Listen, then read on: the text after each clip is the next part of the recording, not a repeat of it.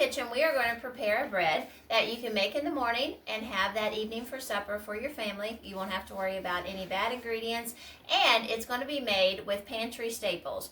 All that we're going to use is a bowl and a spoon, but then we're going to have flour, yeast, salt, and water. If you want to use milk or you want to use whey, you can use that. You don't have to use water. It's just that water is something that most people have, and we are trying to do everything as basic as possible. You do not have to be an experienced bread maker for this bread. It will come together very quickly, and you'll be able to feed your family healthy bread without buying any store-bought. And that's what we're all trying to do. We're all trying to make our families healthier. We're going to start with 4 cups of flour. To that, we're going to add our yeast, and we'll put the amounts in the description below. We'll add our salt, and we're going to stir all this up. We'll stir until it's slightly combined. Then we're going to make a trough in the middle of our flour. And to that, we're going to add, we have 2 cups of water, and it's warm water. We're going to start with 1 cup. We gradually want to stir this in to see how it's going to come together. We may need to add more water. We may need to add less water.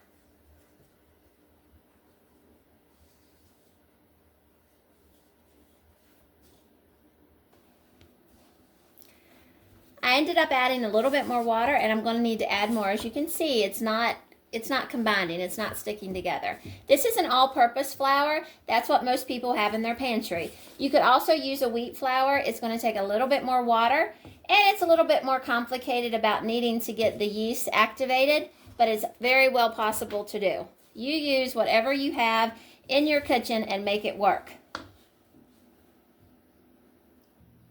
I've combined it as well as I can with a spoon. I still have some down in here that needs to be more combined.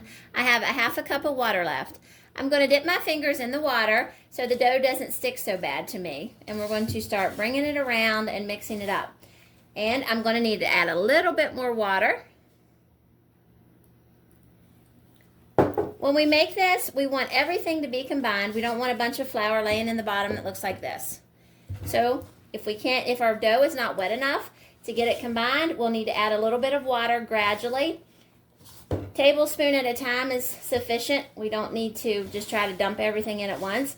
If it gets too wet, we can add a tablespoon of flour at a time. This is a very forgiving bread dough. And that's what we need when we're in a hurry or when we're just first starting out.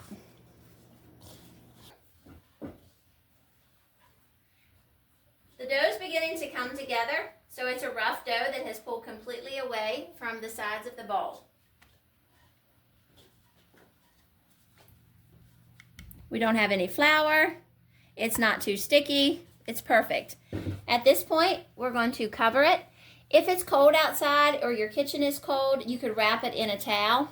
I'm going to put ours over by the wood stove, and within 1 to 2 hours, it should be doubled in size.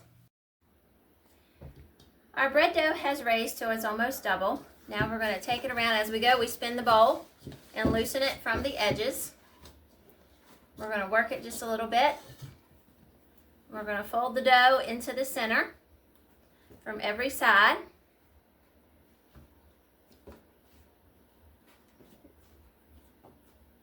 Don't worry if the dough feels a little sticky or looks a little sticky.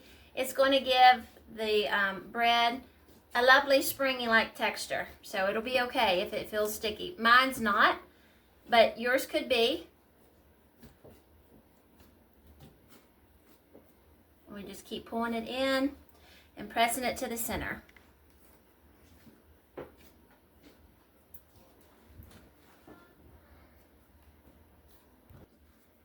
Once we have it all in the center, we're going to put it back into our bowl. And we're going to cover it, and it needs to set for another 30 minutes. Make sure that if your kitchen is cold, that you wrap a towel around the bottom. I'm putting mine at the wood stove again, so within 30 minutes, we'll be back. It's been a 1/2 hour. As you can see, the bread has rose a little bit more. So now we're going to get ready to transmit it to the parchment paper. We need a piece of parchment paper that's going to be big enough that will fit down into the pot or pan that we're going to be putting into the oven. You can use a Dutch oven, that's what I'm going to do, but you can also use a cast iron skillet. You can use just any oven safe pan that you have. You don't have to buy anything special. One thing I did want to add though is if you go to estate sales or yard sales or different things, Goodwill, you may be able to pick up some cast iron pans relatively cheap. They are expensive when you try to buy them new. I wouldn't suggest so much flea markets. They usually want a new price for used stuff. But we have found some really good deals at yard sales and estate sales. Just keep that in mind when you are out looking about in the summertime. You may be able to find some things you can use in the kitchen during the winter.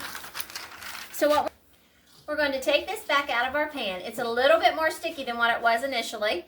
You can sprinkle a little bit of flour on there, and I may need to do that because it is kind of sticky, as you can see. It's kind of sticking to me.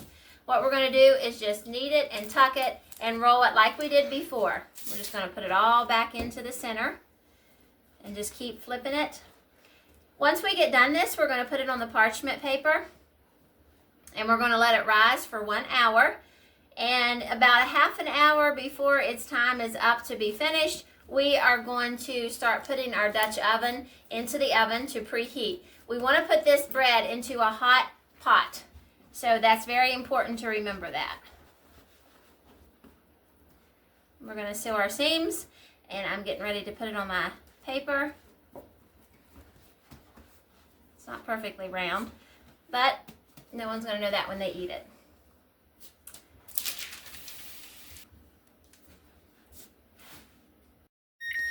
We need to preheat our oven to 450 degrees. And at that time, we're also going to put our pan in that we want to bake our bread in. I'm going to use this Dutch oven. We want to put the bottom and the top. It needs to have a lid. Now you can do this on a baking sheet or a baking stone, but if you do that, you need to put water in the bottom of the oven in another pan so that you'll have the steam effect. And I always use the middle rack. If you was going to do water, you would still do the middle rack, and then you put your water on the bottom rack. At this point, the oven has been preheated to 450 degrees. Now the Dutch oven is very hot, so you don't want to burn yourself. We're going to take it out, take the lid off. Our bread has rose very nicely. We're going to slide it down into our Dutch oven.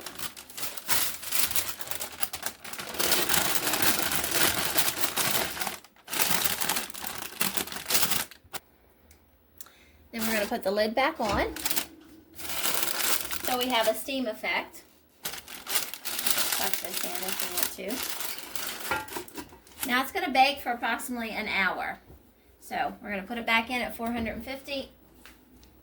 Remember, if you're not using a Dutch oven to get the steam effect, you'll need to put a little bit of water in another bowl in the bottom. It's bake for approximately 45 minutes. So for the last 15 minutes, we need to take the lid off of our pot. The bread's looking really nice. So it gets a brownish tinge to the top of it. Our bread is done. It's cooled for about 10 minutes inside the Dutch oven. So we're going to take it out. And as you can see, it's really made a nice loaf.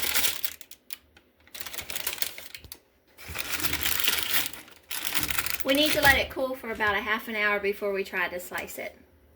Thanks for watching this video. We hope that you learned something. As we had said before, this bread recipe can be for people that's never made bread before. It's a great place to start, and it just uses pantry staples.